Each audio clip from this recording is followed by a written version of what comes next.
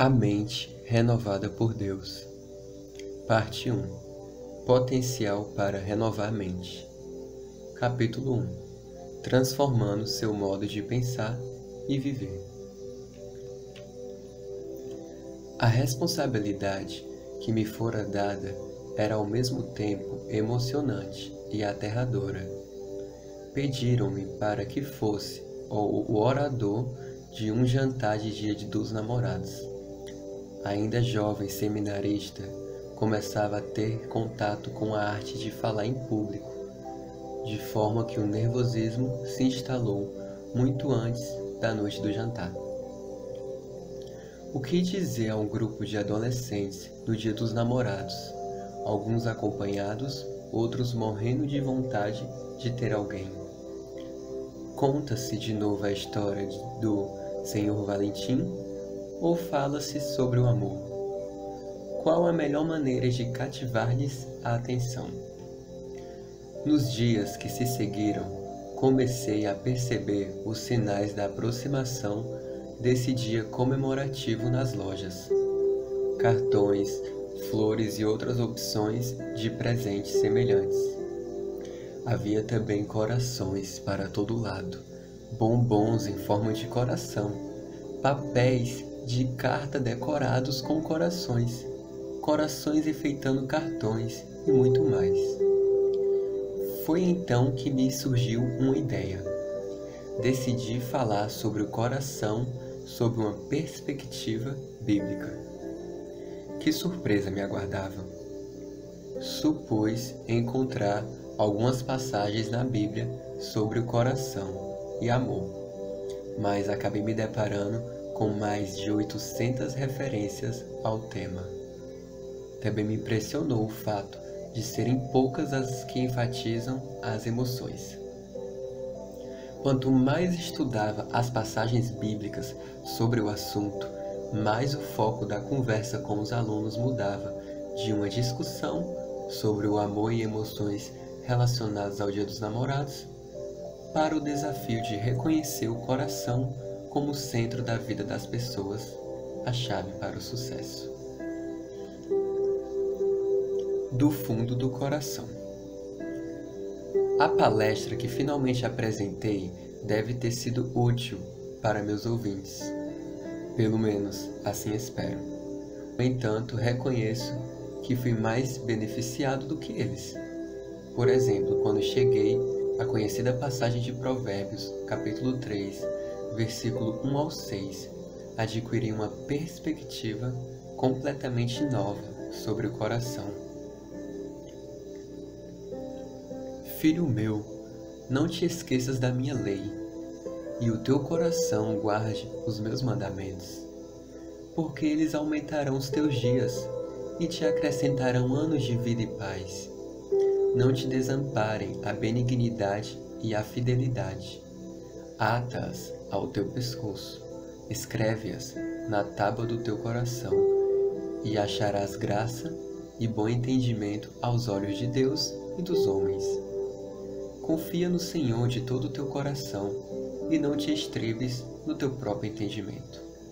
Reconhece-o em todos os teus caminhos, e ele endireitará as tuas veredas. Estes versículos nos ensinam 3 verdades fundamentais. Os mandamentos de Deus devem ser guardados dentro do coração. A benignidade e a fidelidade devem ser escritas na tábua do coração. Que riqueza descritiva! E devemos confiar no Senhor de todo o coração. Provérbios, capítulo 4, versículo 23, também chamou-me a atenção durante o estudo. Sobre tudo que se deve guardar, guarda o teu coração, porque dele procedem as saídas da vida. Sobre tudo que se deve guardar, guarda o teu coração, porque dele procedem as saídas da vida. Sempre achei que, ao falar sobre o coração, a Bíblia se referisse ao órgão maravilhoso em nosso peito, capaz de bater mais de 58 mil vezes, a cada 24 horas, bombeando sangue por todas as veias. E esperava que o descrevesse como fazemos no Dia dos Namorados, quando nos voltamos para o ser amado e dizemos: "Você roubou meu coração", ou ainda: "Eu te amo de todo o meu coração". Descobri com aquele estudo que, na maioria das vezes, a Bíblia não descreve o coração nem como residência das emoções, nem como órgão físico, mas como o centro da vida de cada um. Para Salomão e outros autores das Escrituras, ele é o centro de comando a partir do qual o indivíduo pensa, raciocina, decide e sente. Para Salomão e outros autores das Escrituras, ele é o centro de comando a partir do qual o indivíduo pensa, raciocina, decide e sente. Com essa descrição em mente, leiamos Provérbios capítulo 4, versículo 23, de novo. Sobre tudo o que se deve guardar, guarda o teu coração, porque dele procedem as saídas da vida. Agora, permita-me apresentar a seguinte paráfrase. Este é um assunto da maior importância e deve ser examinado com toda atenção. Guarde o seu coração, pois ele é o centro de comando da sua vida, onde os pensamentos são formados e as decisões tomadas. Dessa fonte surgirão todas as questões fundamentais da vida. Observe que o versículo fala do coração como fonte de vida.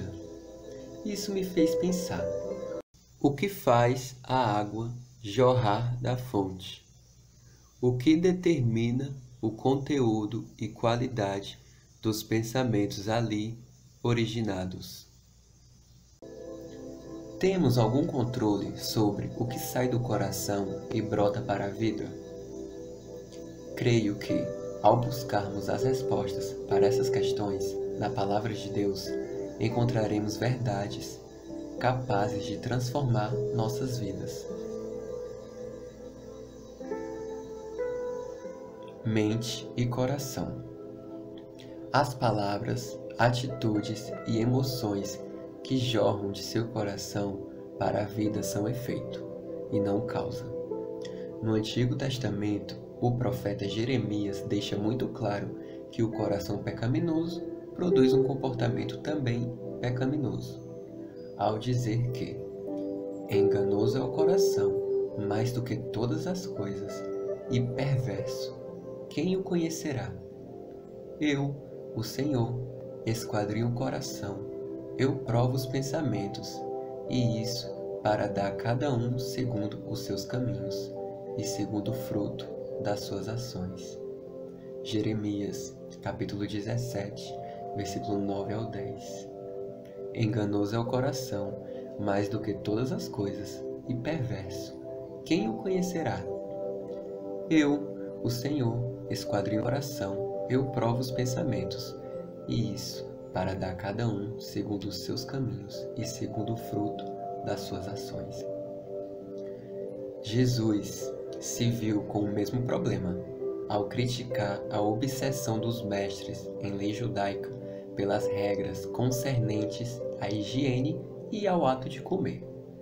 Quando seus discípulos lhe questionaram a reprimenda, Jesus disse: Não compreendeis que tudo que de fora entra no homem não o pode contaminar?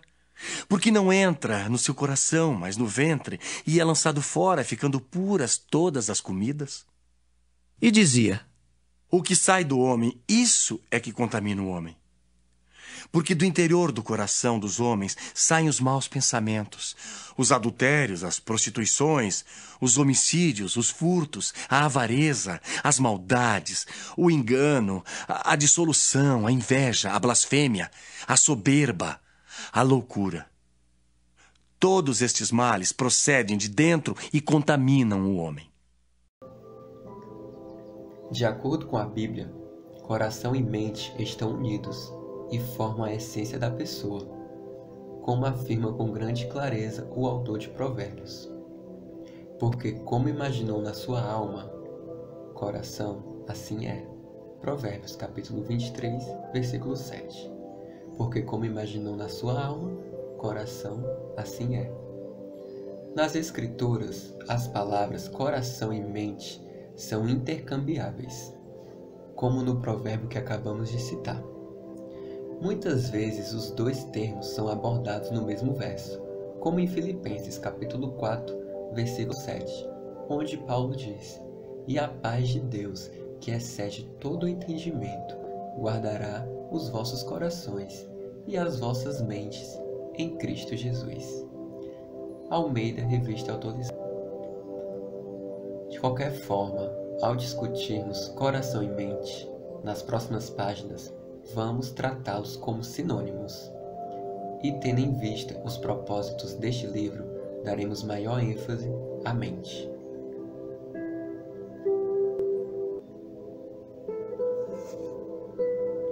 Semeadura e colheita. John Stott, no livro You Mind Matters, Sua Mente é Importante, fez uma excelente observação a respeito de mente e coração como centro do ser. Autocontrole é basicamente o controle da mente. Aquilo que semeamos na mente, colhemos em nossas vidas. Deixe comer a sua mente. Foi o slogan de uma campanha publicitária de uma determinada editora cristã. Fazia referência ao fato de que a mente humana precisa de alimento, tanto quanto o corpo, e o tipo de comida devorada por nossas mentes determinará o tipo de pessoa em que nos tornaremos.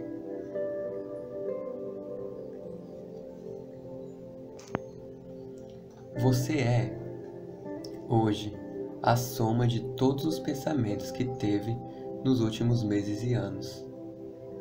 Pode-se dizer ainda que você se tornará o produto dos pensamentos que ocuparão sua mente e coração nas próximas horas e dias. Quem você gostaria de ser? Que tipo de pessoa imagina se tornar no futuro? Talvez existam detalhes em sua vida que você gostaria de mudar. A preocupação representa o problema para você hoje em dia? E o que dizer da luxúria ou do medo? Quer ver sua preocupação substituída pela paz, a luxúria pela pureza, o medo pela confiança? Qualquer que seja o problema, a Bíblia afirma ser possível a mudança. Tudo começa pela renovação da mente. Creio ser capaz de demonstrar, a partir das Escrituras, que sua mente é chave para o sucesso, nas áreas delicadas que acabamos de mencionar, além de tantas outras mais. A chave para a mudança. Alguns anos atrás, estava lutando contra crises de desânimo e, na esperança de encontrar uma resposta, busquei solução em livros de autoajuda e psicologia, mas foi em vão. Até que, um dia, lendo o capítulo 12 de Romanos, repentinamente, compreendi pela primeira vez um versículo decorado havia muitos anos. E não vos conformeis com este século, mas transformai-vos pela renovação da vossa mente. Romanos capítulo 12, versículo 2. E não vos conformeis com este século, mas transformai-vos pela renovação da vossa mente. Tive a impressão de que uma luz acendeu-se em minha mente. Ali estava a descrição do meu problema. Queria ser transformado, mas não fazia ideia de como se dava essa transformação. As palavras, pela renovação da vossa mente, pareciam saltar da página. Se queria ser transformado, então precisava renovar minha mente.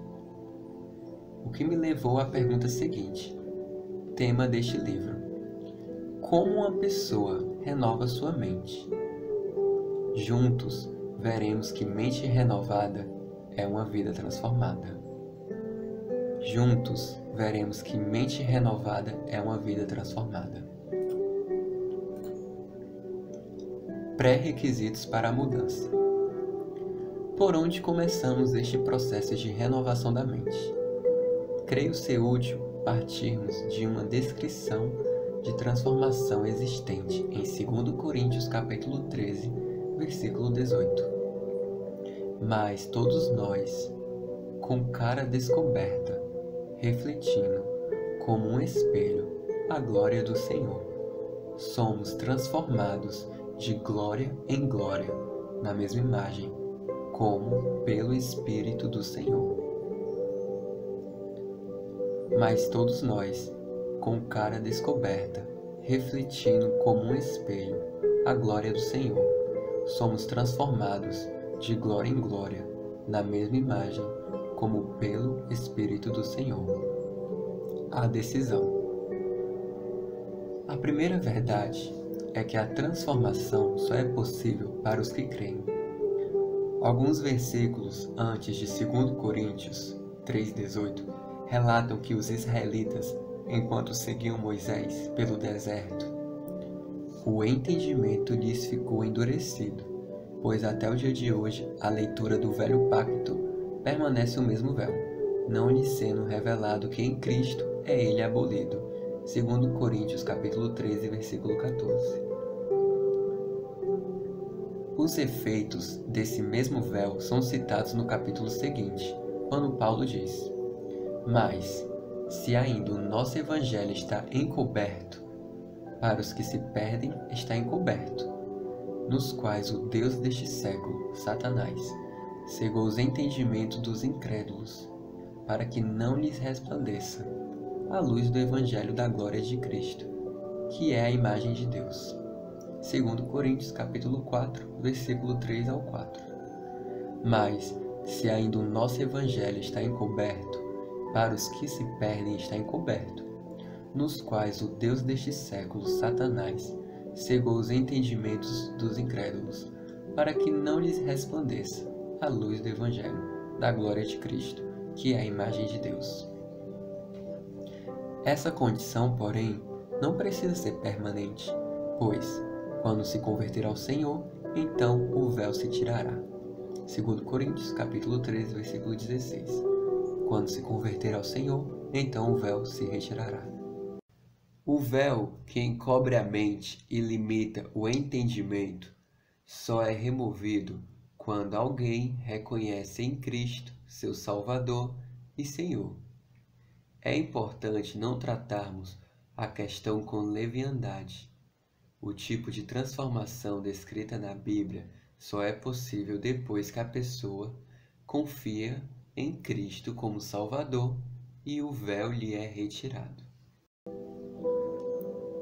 Na época em que estudava no seminário, já pastor de uma igreja local, um jovem procurou-me por causa de um problema. Uma jovem procurou-me por causa de um problema. Apaixonara-se por um homem muito simpático, mas que não cria no Senhor. Perguntou-me se estaria disposto a conversar com ele. Minha esposa e eu os convidamos para jantar. Depois de comermos, convidei o rapaz para uma caminhada. Enquanto minha esposa e a jovem oravam, tentei partilhar com ele as boas novas em Cristo Jesus. Pareceu-me interessado, então lhe perguntei: há algum motivo que o impeça de aceitar Jesus neste exato momento? Ah, foi sua resposta. A princípio, achei que estivesse resistente e não quisesse continuar a conversa. Sem saber muito bem o que falar, pedi que me explicasse qual era esse motivo. A resposta surpreendeu-me. Disse não compreendeu o batismo. Aliviado por vê-lo ainda interessado, expliquei que o batismo é um símbolo da transformação que acontece quando alguém recebe a Jesus Cristo como seu Salvador. Depois de esclarecer que ele não é necessário para a salvação, mas um ato de obediência que a acompanha. tornei a perguntar: existe mais algum motivo que o impeça de aceitar Jesus? Não, ele respondeu dessa vez.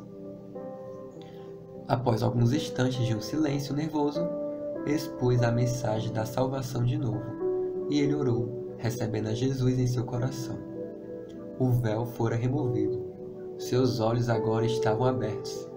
Isso aconteceu há vários anos, e aquele rapaz continua crescendo e amadurecendo na fé. Aleluia. O Manual de Instruções. A segunda verdade é que a transformação tem por base a Bíblia. Uma vez retirado o véu, quando se aceita a Cristo, a Palavra de Deus torna-se um manual de instruções para uma vida transformada. Em 2 Coríntios, capítulo 3, versículo 18, lemos: mas todos nós, com cara descoberta, refletindo como um espelho, somos transformados. O espelho no qual vemos refletida a glória do Senhor é a palavra de Deus. Em 1 Coríntios, capítulo 13, versículo 12, está escrito: porque agora vemos por espelho em enigma, mas então, quando estivermos no céu, veremos face a face. Não vemos a Deus face a face agora, porque somos humanos e terrenos, mas podemos ver sua glória refletida no espelho, através de sua palavra.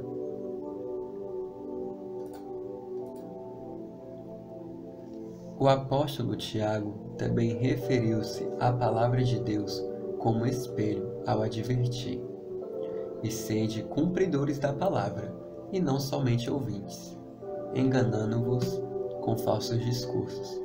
Porque, se alguém é ouvinte da palavra e não cumpridor, é semelhante ao varão que contempla ao espelho o seu rosto natural, porque se contempla a si mesmo e foi-se, e logo se esqueceu de como era.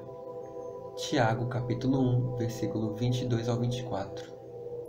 E sede cumpridores da palavra, e não somente ouvintes, enganando-vos com falsos discursos.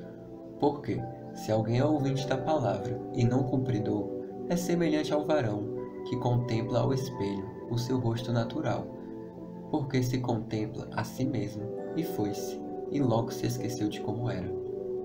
Observe com atenção o que Tiago escreveu a seguir, no versículo 25. Aquele, porém, que atenta bem para a lei perfeita da liberdade, e nisso persevera, não sendo ouvinte esquecido, mas fazedor da obra, esse tal será bem-aventurado no seu feito.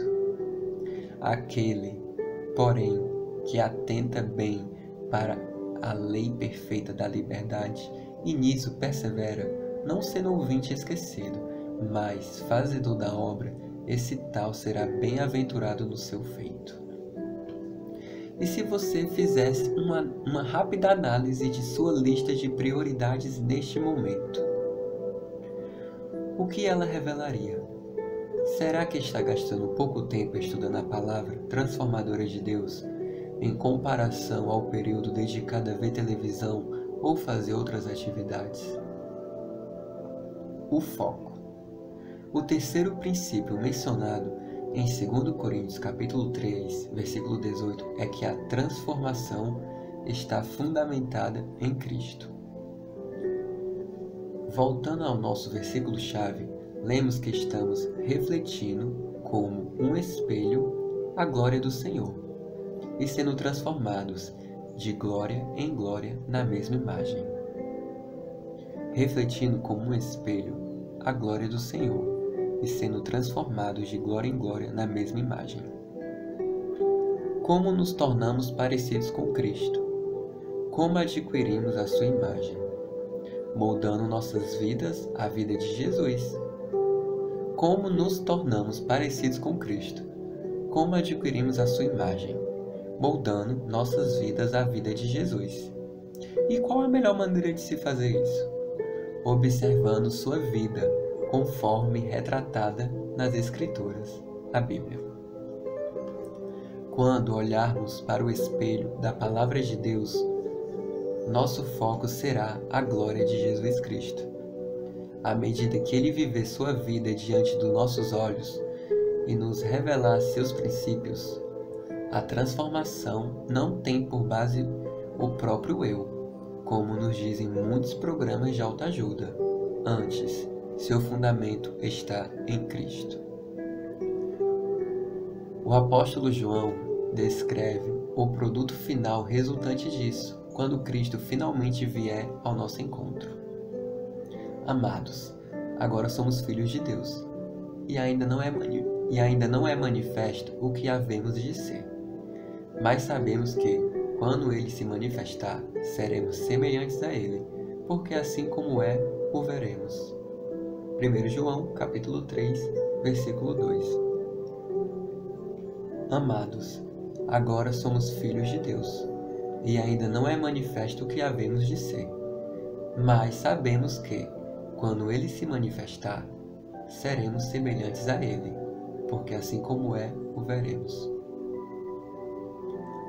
Quanto mais olharmos para Jesus, mais seremos como Ele. O ponto de partida para a transformação já está demarcado para aqueles que o descobrem em sua palavra. O motivo pelo qual tantos crentes parecem avançar com lentidão rumo à semelhança de Cristo se aplica em uma advertência feita pelo apóstolo Paulo aos Coríntios. Mas temo que, assim como a serpente enganou Eva com sua astúcia, assim também sejam de alguma sorte corrompidos os vossos sentidos e se apartem da simplicidade que há em Cristo. 2 Coríntios, capítulo 11, versículo 3. Cristo precisa ser o foco da nossa devoção, se quisermos ser transformados. Mas temo que, assim como a serpente enganou Eva com a sua astúcia, assim também sejam de alguma sorte corrompidos os vossos sentidos e se apartem da simplicidade que há em Cristo. Cristo precisa ser o foco da nossa devoção, se quisermos ser transformados. O processo. A quarta verdade afirma que a transformação é um processo. Sei que a maioria de nós gostaríamos de ser transformados em um piscar de olhos.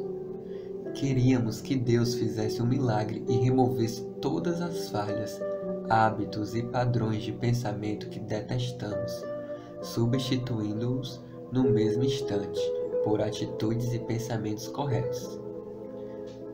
Mas Paulo deixou bem claro em 2 Coríntios 3,18 que somos transformados de glória em glória. Ou seja, estamos sendo transformados já no presente, mas pouco a pouco. Nosso crescimento se dá hora após hora, dia após dia. É um processo. Adoraríamos ser como um super-homem, capaz de saltar sobre vários prédios com um só pulo. No entanto, Deus descreve o processo da transformação como algo paulatino. Andemos também no Espírito. Gálatas, capítulo 5, versículo 25. Ou seja, passo a passo, momento a momento.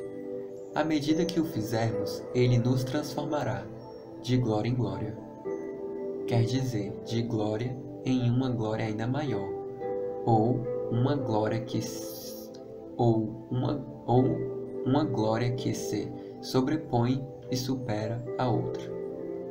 Em outras palavras, a transformação das nossas vidas é um processo emocionante de crescimento dinâmico que continua até estarmos na presença de Cristo em toda a sua glória. A força. Uma última verdade constitui a base do nosso crescimento. A transformação é obra do Espírito. No final de 2 Coríntios, capítulo 3, versículo 18, encontramos: como pelo Espírito do Senhor, ou, na Nova Versão Internacional, com glória cada vez maior, a qual vem do Senhor, que é o Espírito. Este último elemento é vital se quisermos completar o mosaico da transformação. Nossos esforços humanos jamais serão suficientes para nos transformar. Todos os segredos para o sucesso, imaginados pelo homem, fracassam nesse ponto. Ignoram a fonte de poder para promover mudanças. Os recursos necessários para nossa transformação não são humanos de origem. Claro, mente e vontade são necessárias para pôr em prática os princípios bíblicos. Mas só isso, por melhor que sejam nossas intenções, é garantia de fracasso. Só o Espírito Santo nos capacita a levar a efeito o processo de transformação. Só o Espírito Santo nos capacita a levar a efeito o processo de transformação. Andamos no Espírito. Andando no Espírito, Ele nos dirige pelo processo de sermos transformados, através da renovação de nossas mentes. Você está preparado? Quero lhe fazer 5 perguntas muito importantes para ajudá-lo a personalizar o que acabamos de aprender. Primeira, seu rosto está descoberto? Você já aceitou a Jesus Cristo como Salvador e Senhor? A vida transformada que você procura só é possível para as pessoas que receberam a Cristo e tiveram o véu removido. Segunda, está disposto, como cristão, a se olhar com regularidade no espelho da Palavra de Deus? Às vezes, é difícil manter a disciplina da leitura e estudo da Palavra de Deus. Você pode descobrir verdades a respeito do Senhor e de si mesmo, que o farão sentir-se incomodado ou até magoado. A Bíblia, no entanto, é o único manual de instruções eficiente para produzir transformação. Seguir a palavra implica deixar de lado outros interesses, desligar a TV ou abrir um espaço na agenda para descobrir as verdades divinas. É isso mesmo que você quer? Terceiro, está disposto a colocar Cristo no centro de sua vida?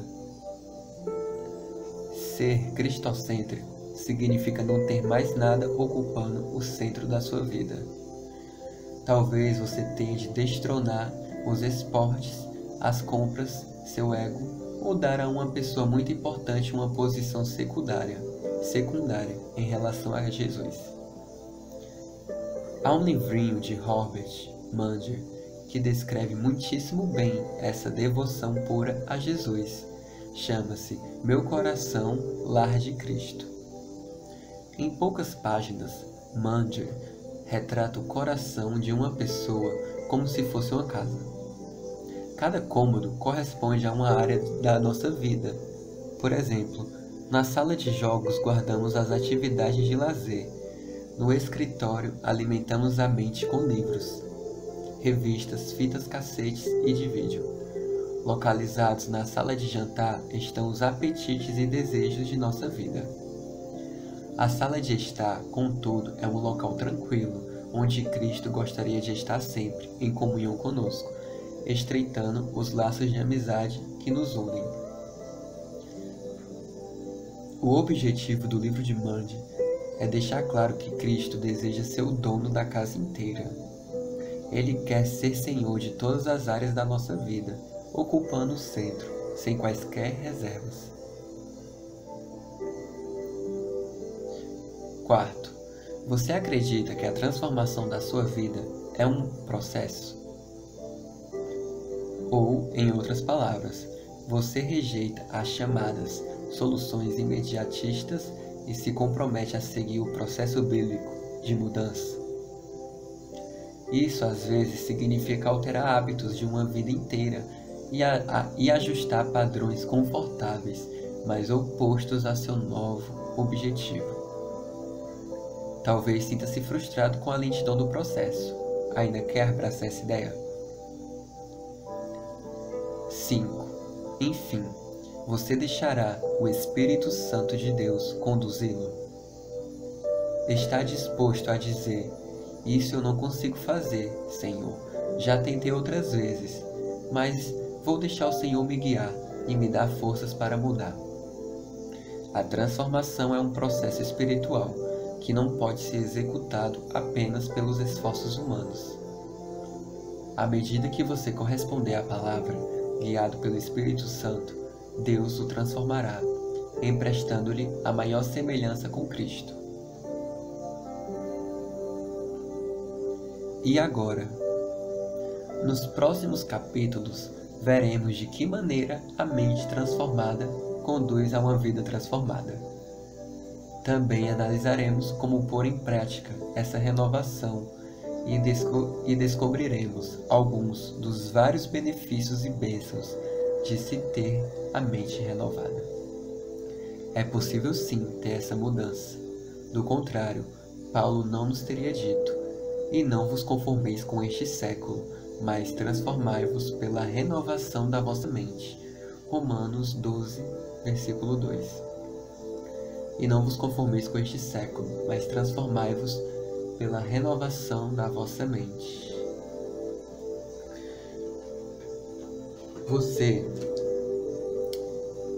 Você gostaria de ter sua vida transformada? Vem lutando há muito tempo com pensamentos negativos e destrutivos? Sente-se preso a hábitos e vícios adquiridos durante anos de práticas pecaminosas? Em determinados momentos, você se une ao apóstolo Paulo e exclama: miserável homem que sou, quem me livrará do corpo desta morte? Romanos capítulo 7, versículo 24. E em seguida ele dá a resposta de quem vai livrar ele do corpo desta morte. Graças a Deus por Jesus Cristo, nosso Senhor. A resposta para seu clamor está na pessoa de Jesus e no processo bíblico de transformação, o qual acontece pela renovação da sua mente. Está disposto a dar o primeiro passo? Faça essa oração comigo. Pai, eu me comprometo a entrar nesse processo de renovação da mente.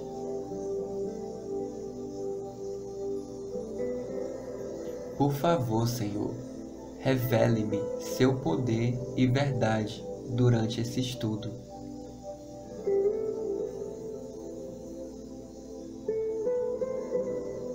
Oro para que seu Espírito opere em meu coração.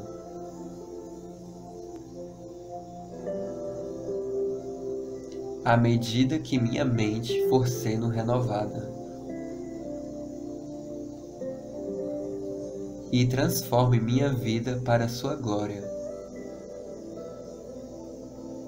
Em nome de Jesus, amém. Fim do capítulo 1. A mente renovada por Deus.